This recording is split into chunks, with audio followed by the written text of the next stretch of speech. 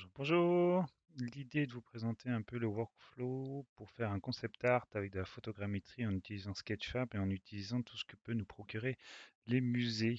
Depuis pas très longtemps, tous les musées se sont mis à mettre tous leurs objets en fait en libre service et on peut accéder à peu près à tout et n'importe quoi et c'est vraiment une ressource infinie de bonnes choses actuellement pour faire des concept art.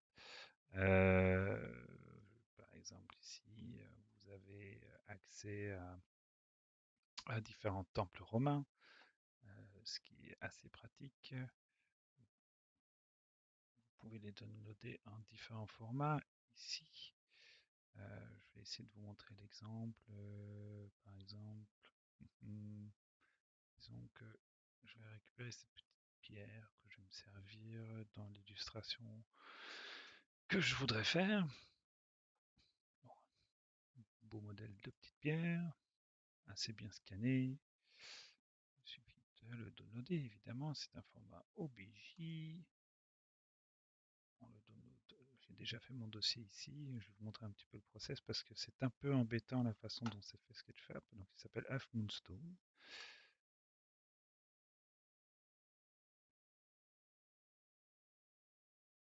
On va aller directement aller voir là-dedans. So, alors, Half Moonstone. En général, il extrait en deux dossiers, de texture et source.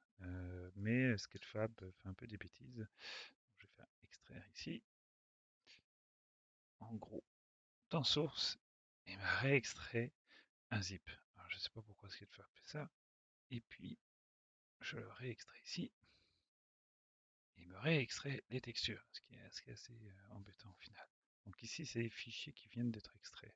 Et ces textures, en fait, sont déjà dans les dossiers textures d'avant. Donc, en général, vous n'en avez pas besoin. Vous pouvez les effacer. Celui-là, vous pouvez l'effacer aussi. Et moi, je ne garde que l'OBJ, pas le MTL, que j'ai pas besoin non plus. Une fois que vous avez fait ça, allez vérifier dans vos textures si elles sont bien là. Elles sont bien là, c'est bien ce que je disais. Et puis de ça, en fait, vous allez pouvoir importer votre modèle. Ici, j'ai d'autres modèles que je n'ai pas encore extraits, mais je vais effacer celui-ci. Je vais extraire aussi celui-ci. Pour montrer un peu. Des fois, les noms sont vraiment pas vraiment explicites, donc ça ne nous aide pas à savoir ce que c'est exactement. Ici, c'est Kolpachenko, qui était une tombe, si je me rappelle bien. Voilà, Kolpachenko, OBJ, MTL. Je vais effacer ça, je vais effacer ça. Et dans la logique, je l'ai ici aussi, Kolpachenko. Ok, effacer ces deux-ci que j'ai pas besoin. Je vais aller dans mon Blender où j'ai déjà importé quelques modèles. J'ai importé des modèles d'arbres, des modèles de portes et de tombes. Et là, je vais vous montrer comment importer juste un bête modèle que je viens d'extraire. Donc, c'est un OBJ. Je vais importer par exemple, Kolpachenko. Porte. On va attendre un peu. Quand même beaucoup de triangles. Là, et bizarrement, on ne voit pas où il est. Ou alors il est très petit. Je pense qu'il est juste pas centré. Donc il doit être quelque part. Et voilà, exactement. Ça arrive souvent avec la photogrammétrie. Il se trouve que le modèle n'est pas bien centré. Donc un petit truc à faire tout simplement. Objet. Et vous allez à cette origine et vous le remettez au centre de la masse. Et puis on fait une rotation de l'ensemble pour essayer qu'il soit plus ou moins droit. Ça arrive souvent, les gens scannent de façon rapide. Après, moi, je suis très content qu'ils le fassent, hein. Les musées le font mieux en général. Ça, c'est un amateur qui fait ça, mais j'aimais bien le modèle, donc je me suis dit, bon, quitte à bien aimé le modèle, on va essayer de faire quelque chose avec. Donc là, on a un modèle. Et niveau mesh, il a l'air quand même correct. Si vraiment vous avez un problème à avoir avec des polys ou l'ordinateur qui ne suit pas, moi je fais ça de façon générale. Je fais un decimate sur chacun des modèles ici et vous pouvez régler le nombre. Donc, par exemple 0,5 et voilà, ça nous rend le modèle déjà beaucoup plus viable pour une illustration. ou pas, ça dépend, hein. Le modèle avait déjà été, on va dire, optimisé. Ce modèle-ci, par exemple, j'ai dû le décimer plusieurs fois parce qu'il y avait genre 8 millions de triangles, ça servait à rien. Donc ce que vous pouvez faire, celui-là, je pense pas que je vais le garder, je pense qu'il était quand même déjà assez bien optimisé. Une des choses importantes, c'est le shading. Souvent, les textures ne sont pas là avec, avec les OBJ.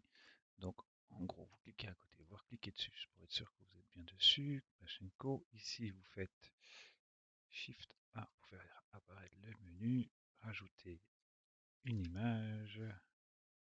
Là, voici. On va ajouter à la couleur. C'est assez simple, c'est du Blender classique. On va faire Open. Et on va essayer de trouver mon fichier texture qui était ici. Pachinko, je pense que c'est le 1. Et puis comme ici il y en a deux, vous devriez associer les deux. C'est-à-dire qu'il y a deux matériaux. On a un premier ici, c'est un bon exemple. Et du coup, il faut bien checker le slot 2 ici. Vous voyez le slot, et vous prenez le slot 2 et vous refaites Shift A. Oh, je me suis raté. Bon, vous pouvez faire encore plus simple. Vous copiez ici, CTRL C, CTRL V ici, couleur, et puis vous allez chercher la bonne image qui est le deuxième. Et voilà, vous avez un modèle importé de photogrammétrie pour créer une illustration avec, ce qui est quand même plutôt cool. Dans le layout, après, hop, on vient ici. De façon générale, ce que je fais, c'est que je vais mettre un petit soleil histoire de voir. Shift A, petit soleil, sun. Ici, hop, on va le bouger.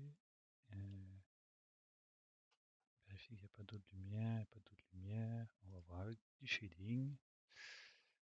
Et voilà, ça nous donne une base pour voir si ça fonctionne bien avec le soleil. Des fois, il y a déjà des ombres dans la photogrammétrie, donc ça ne fonctionne pas toujours super bien. Mais là, ça a l'air d'être bien correct. Donc voilà un petit peu le process. Après, pour cleaner, c'est assez simple. Par exemple, ici, j'ai un banc. J'ai pas vraiment envie d'avoir un banc dans mon illustration. Donc tout simplement ici, aller dans Edit. Vous pouvez vous mettre en wireframe. Ici, sélectionner ceci et couper ici. Voilà. Parce que je n'ai pas besoin de banc. Delete vertice. Hop là. Et, a priori, tout ça, il y en aura beaucoup de choses que j'aurai pas besoin là-dedans, dans la logique. Ici, par exemple, il y a beaucoup d'erreurs de photogrammétrie dues à la végétation. Ce genre de choses, c'est assez laid. C'est pas toujours nécessaire de le garder. Ça crée souvent des bugs avec la lumière. Donc en général, j'essaye de le cleaner. Je pense que ceci, ça pourrait être très nécessaire. Donc je vais hop, là, ici, Edit Object Mode, et vous m'effacez tout ce petit bout-là.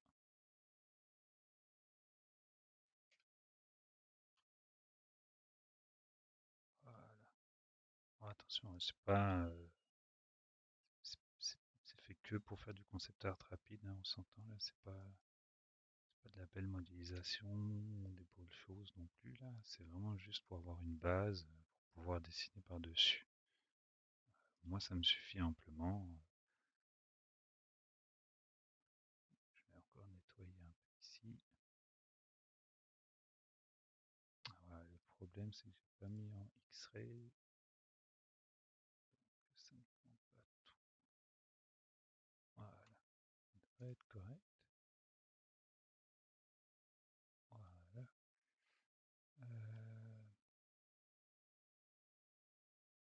Ça me permet de nettoyer un peu cet arbre avec des erreurs de photogrammétrie causées par les feuilles. C'est des choses que je ça devenait un petit peu pénible. Ça sera bien sûr évidemment des feuilles qu'on fera dans Photoshop ou autre. Voilà, tout ce genre de choses, je n'en ai pas besoin. Voilà, voilà. Donc ça, c'est le petit process assez simple pour importer de la photogrammétrie dans Blender, que ça soit, que ça fonctionne et que ça soit quand même plus ou moins efficace. Je vais essayer de créer une petite compo avec ça et puis je vous montrerai l'avancée. Merci. Donc voilà la partie amusante, c'est de faire une composition avec tous les assets qu'on a importés. Alors évidemment, c'est pas toujours évident, mais je pense qu'il y a plusieurs trucs qui permettent de faire quelque chose de sympathique. Moi, je travaille en 21.9 par exemple, parce que j'aime bien le côté cinématique. Montrer le layout et le modeling. Alors, le modeling, pas fait, évidemment. Et le layout, donc ça load un petit peu des textures qui sont quand même lourdes. Donc voilà, par exemple, les petites pierres qui sont ici, tout simplement, je les ai importées telles quelles, parce que je les avais comme ceci. Mais j'ai supprimé ici, par exemple, le reste des pierres. J'en voulais plusieurs différentes. Donc c'est assez simple. Ce qu'il faut faire là, c'est aller en Edit Mode, vous focalisez sur l'objet. Je suis désolé, c'est un peu compliqué chez moi pour l'instant, parce que j'ai un clavier et j'ai là encore le raccourci. Mais en gros, objet, vous sélectionnez les pierres que vous voulez ici. Hop là, moi ce que je fais, c'est je fais un invert selection, puis je delete les vertices. Et voilà, et puis j'ai les deux petites pierres que je peux placer où je veux. Des fois j'en sélectionne juste une, ce genre de choses. CTRL Z parce que j'en ai besoin. On va avancer. Les petits trucs importants pour la compo et les autres choses. Donc Blender accepte mon undo qui est super long sur mon Blender. Je sais pas pourquoi. De façon générale, un undo sur la photogrammétrie, c'est lourd et il est lent. Commande. Si les petits trucs ici, le blend se fait en fait avec du ZBrush, moins du ZBrush, le brush de sculpting de Blender, tout simplement. En gros, ici, si je veux que la terre soit un peu plus enfoncée ou moins enfoncée, je sélectionne cette brush-ci et hop là, je commence à peindre juste pour que j'ai différents bouts de terre dans l'eau ou ce genre de choses. Ou je fais l'inverse, je fais CTRL, clic et ça peint dans l'autre sens évidemment. Je me sers aussi pas mal de cet outil-ci et de cet outil-ci, l'élastique déforme pour soit tirer, c'est plus rapide de tirer tout un bout. Et dans certains cas, cet outil-ci est vraiment pratique pour pouvoir, par exemple, bouger des branches. C'est fait souvent pour faire le posing de personnages. Moi, je m'en sers des branches. Donc, vous pouvez régler avec F, la touche F, la taille. Là, et puis là, il va venir logiquement bien se positionner. Alors, c'est pas toujours le cas, mais ça permet, par exemple, de bouger des gros assets. Voilà. Ah, là, si la branche est trop dans le chemin, au moins, je peux la bouger facilement. Voilà, c'est des outils de sculpting assez basiques, mais ça permet d'avancer assez rapidement. Dans le layout, je vais revenir ici. C'est ce que j'ai fait en fait, par exemple, pour le chevalier, qui est pas fou, hein, on s'entend, le posing est vraiment pas beau. Il est même assez merdique, hein, on s'entend. C'est juste que j'avais besoin d'un personnage et puis j'allais retoucher la pose dans Photoshop et ce genre de choses. Je me suis pas préoccupé en fait. J'ai fait le posing avec les outils que je viens de vous montrer du sculpting parce que le personnage était tout droit et c'est pas ça que je voulais. En gros, dans les petits trucs faciles à faire aussi, moi j'avais déjà de la lumière dans mon modèle de photogrammétrie qui allait dans cette direction. Bah, je vais pas essayer de lutter contre la lumière existante, je la trouvais déjà jolie, donc j'ai mis tout simplement un sun qui va dans la même direction. C'est assez classique là, il est vraiment basique, mais avec le rendu cycle, ça fonctionne bien et puis je fais un mix entre le rendu cycle et Eevee qui est en temps réel. Des fois parce que le Eevee donne plus de lumière à certains endroits, cycle d'autres, donc je joue en fait avec les 2 après dans Photoshop. En gros, ce que je peux vous montrer, d'autre, c'est le fog que je me sers souvent aussi. Là, c'est une grosse boîte transparente, on la voit pas parce que j'ai mis le shader dessus, mais bon, si je mets ceci, on devrait voir la grosse boîte. Voilà, hop. Donc c'est cette grosse boîte-ci qui me sert de fog. C'est assez simple à faire. Euh, il vous suffit de faire un volume scatter ici. J'en ai mis 2, mais c'était juste fait. En gros, toujours Shift A, vous faites une recherche, un volume scatter, et puis vous réglez la densité du fog que vous. En général, le fog est assez puissant, donc il faut aller même vers du 0,02 pour que ça permette d'avoir un petit fog tranquille. Moi, mon fond est transparent parce que je fais les nuages et tout ça dans Photoshop. En gros, il suffit de mettre ici dans le rendu, dans, dans Film, ici, quand vous descendez, et transparent, ça vous permet d'avoir le fond transparent et vous mettez n'importe quel nuage que vous avez. Je fais des photos de nuages avec mon iPhone, c'est pratique. Ou alors j'ai des proches de nuages. C'est vraiment simple. La réflexion aussi, c'est vraiment cool. Tout ce qui est réflectif, c'est vraiment très très simple de faire l'eau réflective. C'est c'est juste de la roughness ici, et puis ça va pas plus loin que ça. Du spéculaire, une couleur qui va assez foncé. Donc, c'est noir, c'est réflectif si je me rappelle bien. C'est bien ça.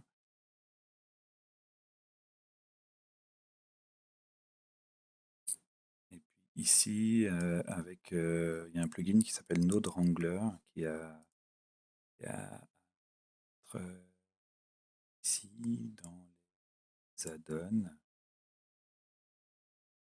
Beaucoup de gens l'utilisent, celui-ci, le Node Wrangler, qui permet de faire en fait ceci directement. Avec un raccourci que j'ai oublié, mais c'est pas grave, vous pouvez le faire à la main. Vous mettez juste un mapping, un vecteur transform et un texture coordinate. Vous les reliez, puis ça fait entre guillemets un UV. Ça peut faire des UV automatiques. Moi, je me sers de ça pour faire des UV automatiques. Et la normale, faut pas oublier, si vous avez une normale, de mettre en non-color et de mettre ici un truc normal map et de le connecter. Voilà, c'est plutôt simple comme rendu et comme effet. Ici, par exemple, j'ai mis un depth of field dans ma caméra. Un petit depth of field ici. De la caméra se trouve. Hop, si on sélectionne la caméra, dans la caméra ici, tout simplement, depth of field et puis distance. Moi, j'ai choisi qui règle la distance sur le chevalier, sur la cape du chevalier. Qu'est-ce qu'il y aurait d'autre à montrer? Je pense que c'est pas mal tout. Moi, je fais des compos assez simples. Je m'embête vraiment pas. J'ai pas de bien faire le reste, hein, parce que je n'en ai vraiment pas besoin là pour mon image. C'est de faire des images un peu rapidement et puis d'explorer des choses. Euh, des fois, j'importe des choses que je n'utilise pas, comme celle-ci, je la trouvais super cool, et puis au final, je ne l'ai pas utilisée.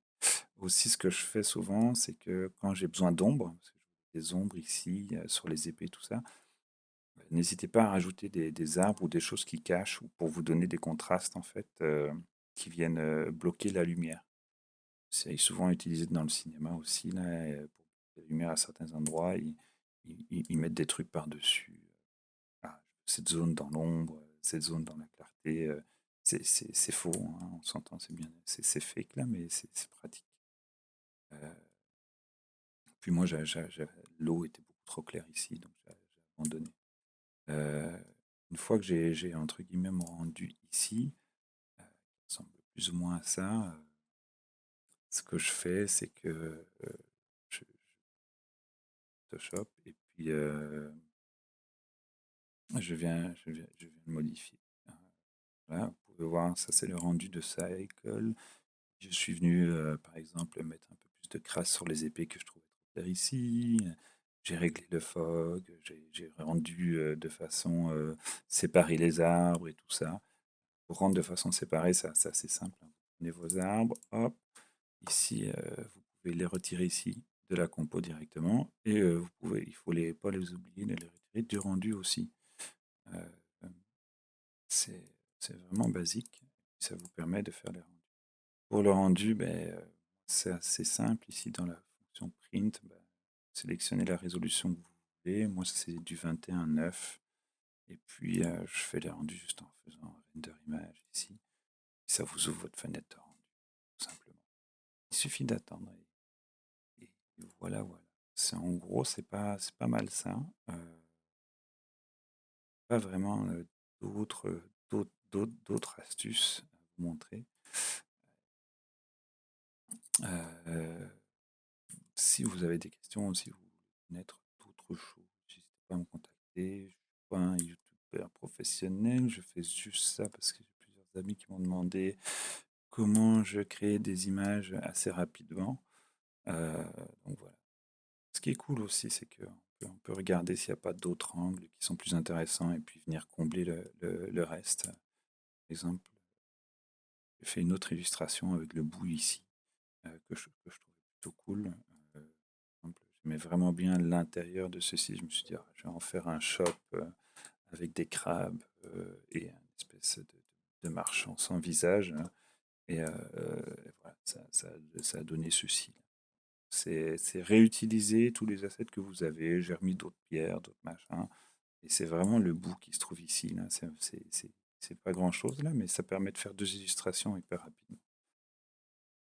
Un dernier truc que j'ai complètement oublié, évidemment, il faut pas oublier de faire le world. Ici, n'oubliez pas de mettre une couleur pour votre fond, parce que s'il n'y a pas de couleur ou s'il n'y a pas d'HDRI, ça va être assez moche. Donc, vous pouvez créer ici une map pour faire l'HDRI. Ici, ça va changer en fait la teinte de votre monde ou juste une couleur, au moins c'est suffisant. Ça me permet d'avoir une ambiance générale. En fait. Faut surtout pas oublier de faire ceci. On a tendance à l'oublier, le Word et l'object ici, parce pour moi, c'était pas évident. C'était pas vraiment, c'était un peu caché. Donc voilà. Et puis ça permet vraiment de donner une ambiance différente à notre monde. Surtout pour tout ce qui est réflexion. Ici avec toute réflexion.